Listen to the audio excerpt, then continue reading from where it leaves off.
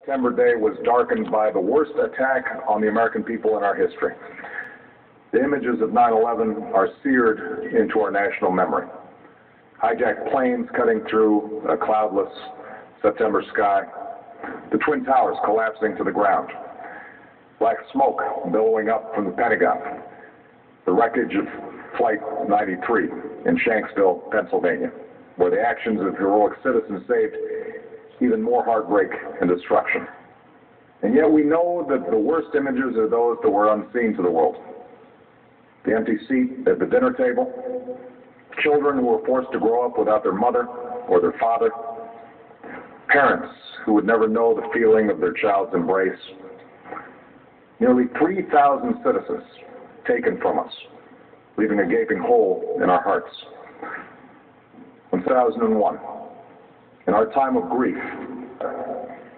we offered our neighbors a hand, and we offered the wounded our blood. We reaffirmed our ties to each other and our love of community and country. On that day, no matter where we came from, what God we prayed to, or what race, ethnicity we were united as one American family. We were also united in our resolve to protect our nation and to bring those who committed this vicious attack to justice. We quickly learned that the 9/11 attacks were carried out by Al-Qaeda, an organization headed by Osama bin Laden, which had openly declared war on the United States and was committed to killing innocents in our country and around the globe. And so we went to war against Al-Qaeda to protect our citizens, our friends, and our allies. Over the last 10 years, thanks to the tireless and heroic work of our military and our counterterrorism professionals, we've made great strides in that effort. We've disrupted terrorist attacks and strengthened our homeland defense. In Afghanistan, we removed the Taliban government, which had given bin Laden and Al-Qaeda safe haven and support. And around the globe, we worked with our friends and allies to capture or kill scores of Al-Qaeda terrorists, including several who were a part of the 9/11 plot. Yet, Osama bin Laden avoided capture and escaped across the Afghan border into Pakistan. Meanwhile, Al-Qaeda continued to operate from along that border and operate through its affiliates across the world. And so shortly after taking office, I directed Leon Panetta, the director of the CIA, to make the killing or capture of bin Laden the top priority of our war against Al-Qaeda, even as we continued our broader efforts to disrupt, dismantle, and defeat his network. Then, last August, after years of painstaking work by our intelligence community, I was briefed on a possible lead to bin Laden. It was far from certain, and it took many months to run this thread to ground. I met repeatedly with my national security team as we developed more information about the possibility that we had located bin Laden hiding within a compound deep inside Pakistan. And finally, last week, I determined that we had enough intelligence to take action and authorized an operation to get Osama bin Laden and bring him to justice. Today, at my direction, the United States launched a targeted operation against that compound in Abbottabad, Pakistan. A small team of Americans carried out the operation with extraordinary courage and capability. No Americans were harmed. They took care to avoid civilian casualties. After a firefight, they killed Osama bin Laden and took custody of his body. For over 2 decades, bin Laden has been Al-Qaeda's leader and symbol, and has continued to plot attacks against our country and our friends and allies. The death of bin Laden marks the most significant achievement to date in our nation's effort to defeat Al-Qaeda.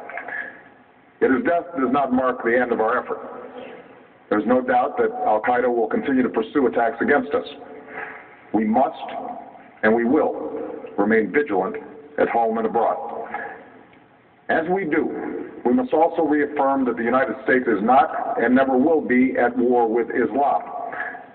I've made clear, just as President Bush did shortly after 9/11, that our war is not against Islam, because bin Laden was not a Muslim leader. He was a mass murderer of Muslims.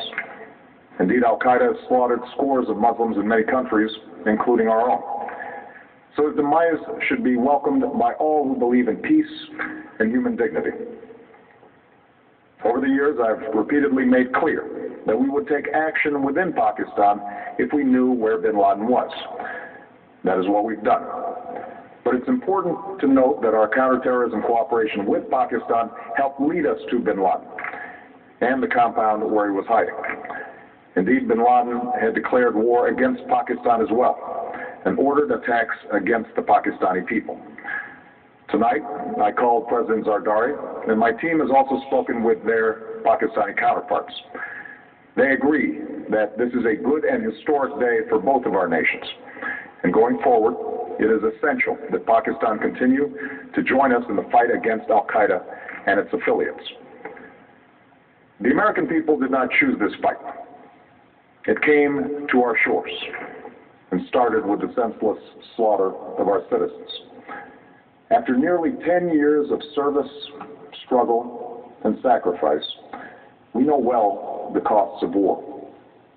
These efforts weigh on me every time I, as Commander-in-Chief, have to sign a letter to a family that has lost a loved one, or look into the eyes of a service member who's been gravely wounded. So Americans understand the costs of war. Yet, as a country, we will never tolerate our security being threatened, nor stand idly by when our people have been killed.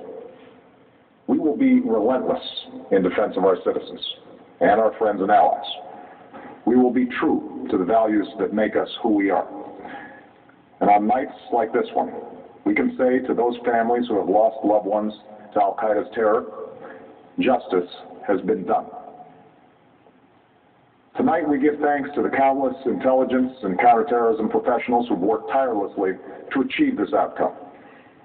The American people do not see their work nor know their names, but tonight they feel the satisfaction of their work and the result of their pursuit of justice. We give thanks for the men who carried out this operation, for they exemplify the professionalism, patriotism, and unparalleled courage of those who serve our country. And they are part of a generation that has borne the heaviest share of the burden since that September day. Finally, let me say to the families who lost loved ones on 9/11 that we have never forgotten your loss, nor wavered in our commitment to see that we do whatever it takes to prevent another attack on our shores. And tonight, let us think back to the sense of unity that prevailed on 9/11. I know that it has at times frayed, yet today's achievement is a testament to the greatness of our country and the determination of the American people.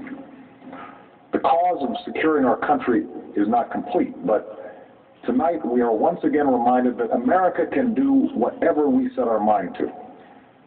That is the story of our history.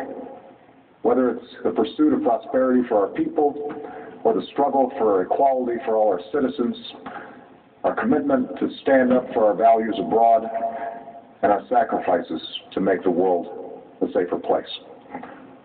Let us remember that we can do these things not just because of wealth or power, but because of who we are.